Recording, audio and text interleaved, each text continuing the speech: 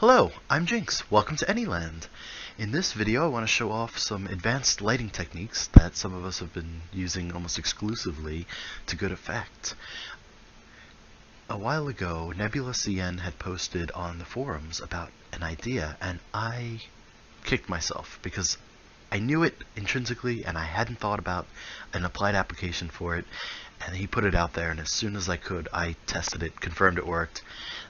Basically, it's the idea that instead of having 1, 2, 3 lights as that rule, where you're stuck only seeing the most closest 3 light sources that are placed in a world, instead what you do is you have an emitted light. Now, you can have up to 150 emitted objects within view at any given time, and if you have all of your light sources no longer being outer glow light sources, but instead have no light at all of themselves and emit an object that is an outer glow light source, you can have up to 150 of those in a visible area. This is amazing. The applications are amazing. You can really light up your world. So behind me you can see that I have some example candles and crystal over there, and you can already see, if you can count, hopefully you can count, there are already more than 3 in this view right now that are giving off light, individual light themselves. They're not blinking in and out. Now, how is this accomplished?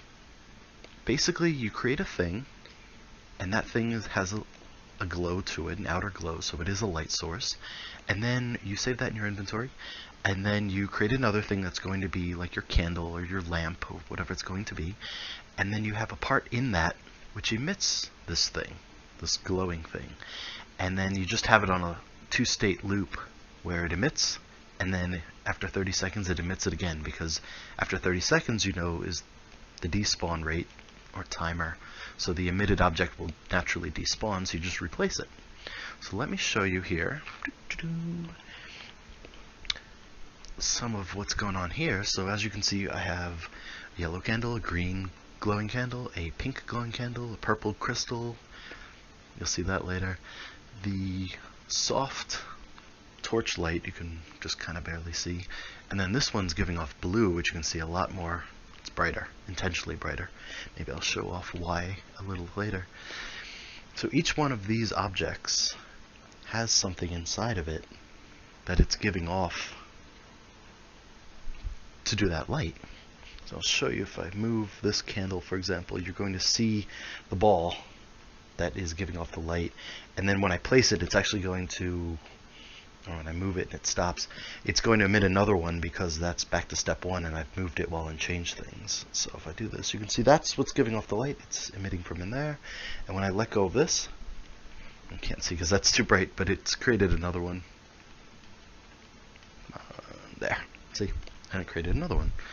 That's the basics of it. So I'll show you a demonstration of what you need to do. So you create a thing. The ball's fine, the sphere. Just shrink it down. You can actually shrink it down to nothing, almost nothing if you wanted, because we now have scripts to determine the behavior of the light. Well, let's pick, I like the green. The green's a kind of nice bright there. Then we hit the dot dot dot menu, and then we make it can pass through. Why? Because when these things are emitting inside, we want to make sure it's can pass through so it doesn't clip.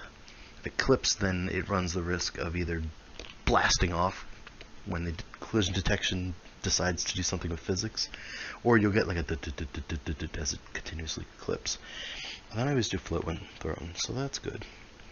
Now if I wanted to, I can do unstarts, then set light intensity, light range, light cone size. I'm not going to, don't need to, but you can do that and create a small thing that's super bright or super long range.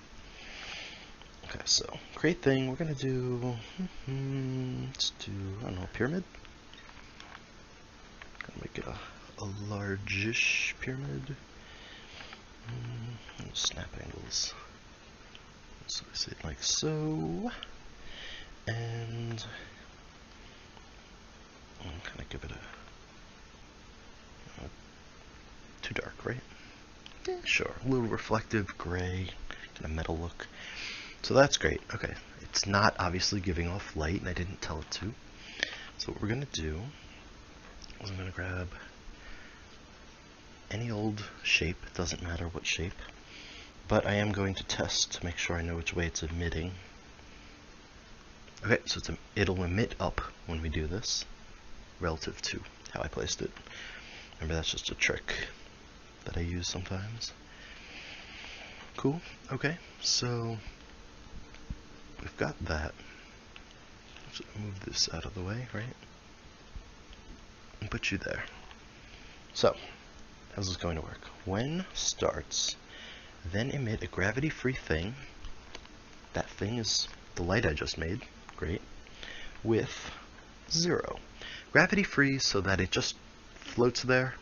It doesn't go anywhere, it doesn't travel off. And with 0, so it actually doesn't go anywhere, it doesn't propel itself when it is emitted. It's just going to hang there. So then we're going to become, next, we're going to do in 0 seconds. This just makes the math easy. When starts, then emit the gravity-free thing, which is the glow, with 0. Become next in 0 seconds. Step 2, same position, doesn't matter. When starts, then become next, and because I'm not defining a 3, next will actually go back to 1 in 30 seconds. So emitted objects despawn in 30 seconds. So I've created a loop where it'll emit, and then after 30 seconds it'll re-emit. Not bad.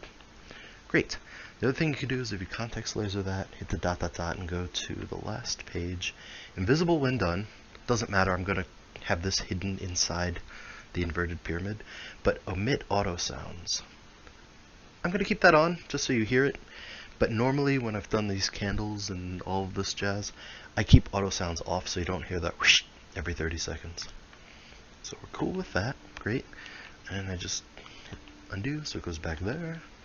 Now it's an inverted pyramid, the shape is about the middle, and it's going to emit the thing up and just chill there. So as soon as I hit done, you heard the whoosh, and then you see the green glow on the this guy right here, the column, and you can even see a little over green, and certainly green here because I made it nice and bright. So let's see if I pick kind of a dark corner and I move this, and since I'm in change things mode, when I let go of it, it's going to emit another one, and you can see the green that's left there, which will despawn in 30 seconds or less. Boom, there we go. Actually, you can't see that. You can see it if you look up. There's some extra light going on against this wall with the shadow that's not showing up, but you can see on my hands that it's definitely glowing up. And delete it, there you go. Tip with this is because this is an emitted object, it is susceptible to being destroyed by a liquid. So I can take out my laser eyes and destroy it. Now keep that in mind, if you have an EMP or you have liquid things, you can just go through and destroy. If I look at these in the right spots, yep, I can turn off all the lights. There. Turn my laser eyes off. They will, within their natural 30-second loop that I've all programmed them with, respawn their lit objects. But we're not going to wait for that, because I want to show you another little application. There we go. These two modern art sculptures I've made are doing the exact same thing with these lemon lime green lights, except they are programmed to emit gravity free with I think 1, just enough to make them travel slowly up. A side effect of doing the emitted lights is that since they despawn after 30 seconds and you respawn them at 30 seconds, there's an instantaneous just split blink where it doesn't exist and it is respawned. This is a great effect with the candles and the torches because you get just like a natural flicker. Doesn't matter. If you're doing something like a kitchen light or kind of like the light I have on this ceiling that's just giving the whole ambient glow for the entire big room here, that might be a little annoying because it's going to go blink, and if you have a few around, they might just go blink real quick. You might not notice them, some people might do, you know, it kind of depends on if you're paying attention to those little nuances or not, or if you're just going around doing your thing. This almost gets away with that by creating a positional factor where they're emitted down there, but they disappear up there. So it's kind of like, oh, a natural bubble or something floating up, and then it pops, and then it's re-emitted. So it's more natural for the light to blink this way. So it should go in just a moment here. Like that. That's naturally. Fizzles out, and it comes back there. So that's not so bad. The next thing I want to show, just as a kind of show off on how to use the different types of lights and how you can use a lot of lights, we're going to go to the underground. Welcome to the underground. This is the sanctum of the alchemist, my alchemy shop. This is not the start of the underground. This is kind of deeper into the caverns. So I just wanted to show off a lot of different things here as far as all the different lights that I've used. And Delka and Emily helped me kind of decorate this place. So back here. Now normally I have a clerk who hangs out here for me, but he's been missing for a while. So let me go ahead and just show off some of the colored lights. So as a base light, I've done like a light gray just to give us a base glow for this area. But then we have a purple light, a red light, and another purple light. And if you look, you can see kind of like the nice blend of those three colors. Two colors, three lights, as they go across instead of just being pure white. This green light has a very slight pulse to it. You can almost can't even tell. Just enough. Just to glow up this corner. And if you saw that blink just now, that was it re-emitting its own light. This pillar has 4 different candles that you saw back in Jinx Mansion in the lab there. And you can see the reflecting colors of each of them on each other. Just fun, of course. And here's a blue light. And blue light is all just glowing up there. And just real quick in here we have a torch, 2 more candles, and each one, I hope you can notice, are giving off their own light, independent. And then there's a hidden green light in this space, which is giving a slight green ambient color to it. You can see it on that wall panel, I think, and some of the pipes. So there are absolutely zero placed lights in this area, in this whole area. All of them are emitted, and that way we're not getting the 3 lights blinking in and out as we approach some, others go out. That's not happening at all. This is beautiful. So, well, let me show you outside real quick, just outside this doorway. We're not going far. In this space, all of these blue torches are giving off an emitted blue light. And that's creating this blue glow effect for this whole cavern. The entire cavern walls, all of this, is dark gray, and those stairs are light gray. Blue is giving off such a nice ambient color.